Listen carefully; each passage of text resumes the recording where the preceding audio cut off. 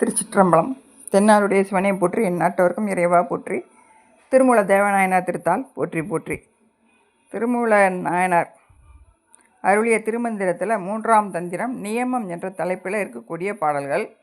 நியமம் என்பது விதிமுறைகளை வலுவாமல் தொழுவது. பரத்துவம், அதாவது சிவபெருமானுடைய பெருமை, அதை இடைவிடாது ஒழுகுவதும் அதில் விருப்பமும் கொண்டு இருப்பது தான் நியமம் அப்படின்னு சொல்லி சொல்லப்படுது. பாடல்: ஆதியை வேதத்தின் அப்பொருளானை, சோதியை அங்கே சுடுகின்ற அங்கியை, பாதியுள் மண்ணும் பராசக்தியோடு உடன் நீதி உணர்ந்து நியமத்த நாமே.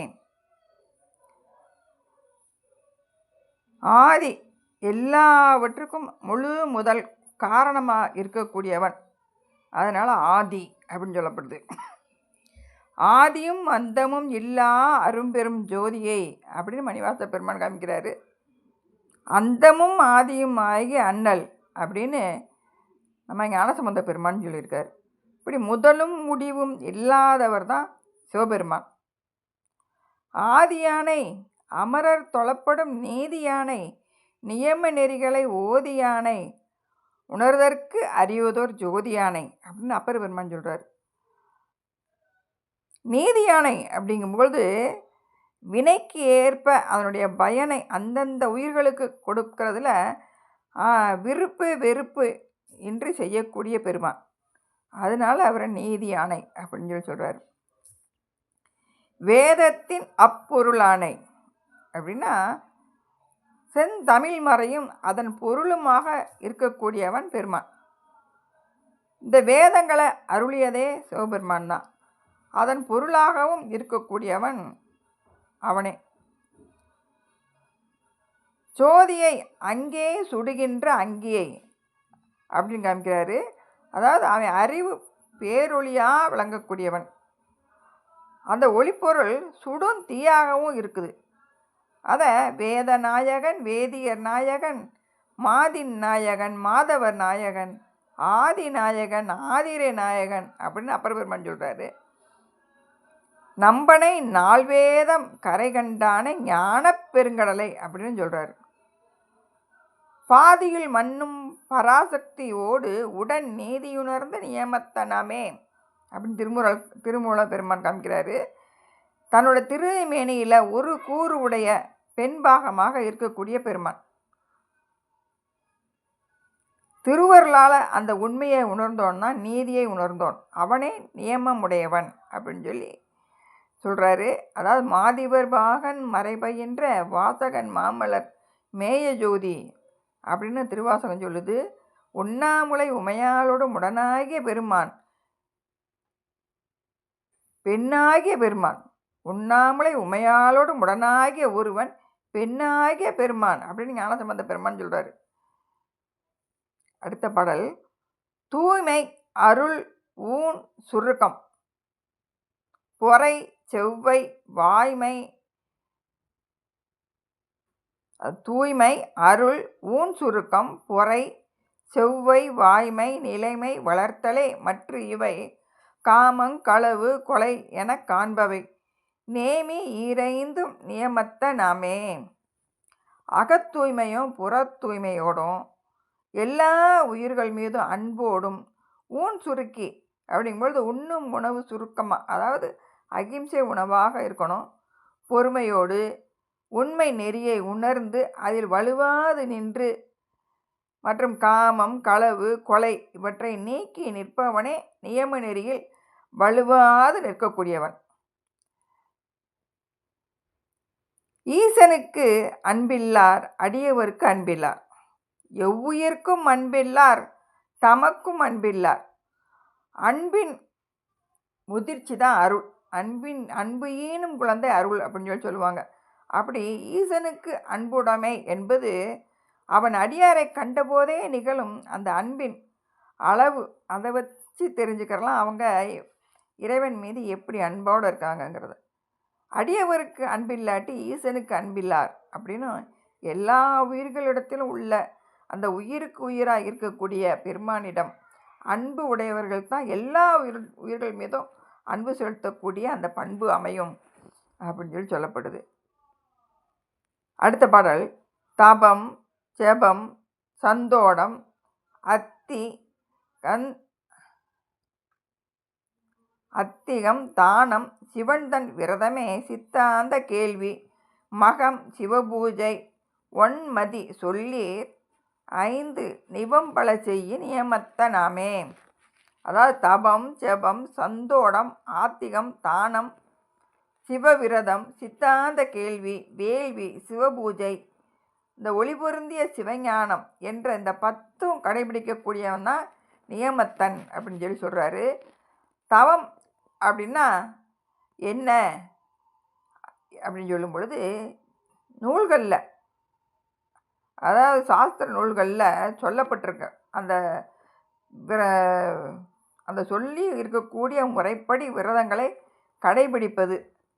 அது மட்டும் இல்லாமல், நான் யார் என் உள்ளம்மார் நாயகனுக்கு நாம் எவ்விடத்தோம், அதாவது நம்ம யார், நம்மளுடைய நிலை, அந்த உயிர் யார், நம்ம அந்த உடம்பத்தை நம்ம நினைக்கிறோம்.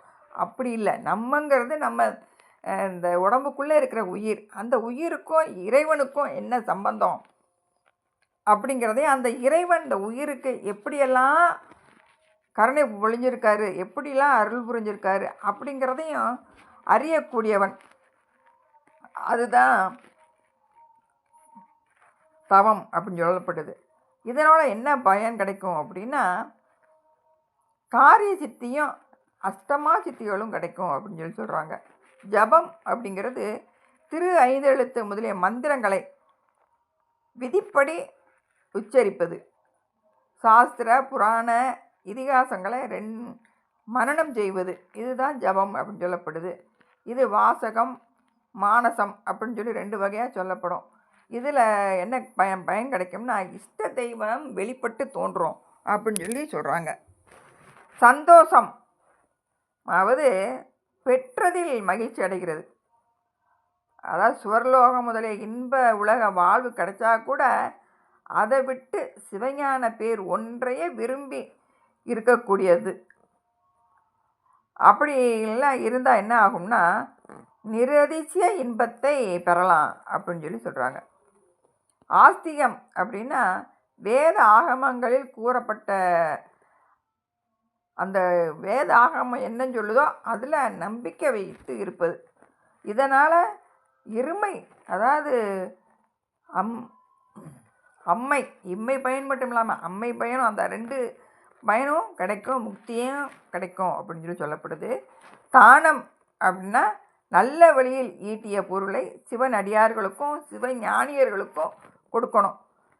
இதனால் நம்மளுடைய பாவமெல்லாம் குறைஞ்சி போகும் அப்படின்னு சொல்லி சொல்கிறாங்க. சிவ விரதம் அப்படின்னா சிவனை முழு முதல் கடவுளாக ஏற்றுக்கொண்டு சிவராத்திரி முதலிய விரதங்களை அனுஷ்டிக்கணும். அதனால் இந்திரியம் அடங்கி நம்மளுக்கு பதிபோகம் மிகும் அப்படின்னு சொல்லப்படுது. சித்தாந்த கேள்வி என்பது பதி, பசு, பாசம் என்ற முப்பொருள் உண்மையை உணர்ந்து ஞான சாஸ்திரங்களை இடைவிடாது கேட்பது.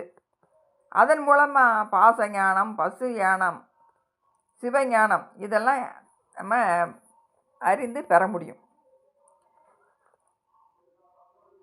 இதை நம்ம சித்தியார் பாடல் சொல்லலாம். ஞான நூல் தன்னை ஓதல், ஓதுவித்தல், நற்பொருளை கேட்பித்தல், தான் கேட்டல், நன்றா ஈனமில்லா பொருள் அதனை சிந்தித்தல், 5ம், அதாவது ஓதுவித்தல், ஓதுதல், அதனுடைய கேட்கிறது, மற்றவங்களை கேட்க வைக்கிறது, இதெல்லாம் அதை சிந்திக்கிறது, இது எல்லாமே திரும்ப திரும்பி நம்ம கேட்டதை திருப்பி திருப்பி சிந்திக்கிறது. இதன் மூலமாக இறைவன் அடியை அடையும், அந்த இறைவன் அடியை நம்ம போய் சேர்ற வைக்கக்கூடிய எழில்ஞான பூஜை அப்படின்னு சொல்லப்படுது. ஊனமில்லா கண்மங்கள், தபம், ஜபங்கள், தியானம் ஒன்றுக்கொன்று இவையெல்லாம் அருந்து இவை ஊட்டுவது போகம், நம்மளுக்கு சிவபோகத்தை ஊட்டுவிக்கும் அப்படின்னு சொல்லி இந்த பாடல். ஆனவையான மேலான ஞானத்தால் அரணை அர்ச்சிப்பர் வீடு எய்த அறிந்தோர் எல்லாம். அவங்கெல்லாம் அந்த இதெல்லாம் தெரிஞ்சு இதை கடைபிடிக்கக்கூடியவங்களுக்கு வீடு பேர் கிடைக்கும் அப்படின்னு சொல்லப்படுது. மகம் அப்படின்னா பசுத்துவத்தை சிதைத்து சிவத்துவம் பெருகச் செய்யும் கூடிய யாகம். இந்த சிவ வேள்வி அப்படின்னு சொல்லப்படும். இதை பரப்பை படுத்தெங்கும் பசுவேட்டு எரியோம்பும் சிறப்பு அப்படின்னு சொல்கிறாங்க. வேத ஆகமங்கள் கூறிய இந்த விதிப்படி அனுஷ்டித்தல் நித்திய கண்மம். இதெல்லாம் செய்யக்கூடியது நித்திய கண்மம் அப்படின்னு.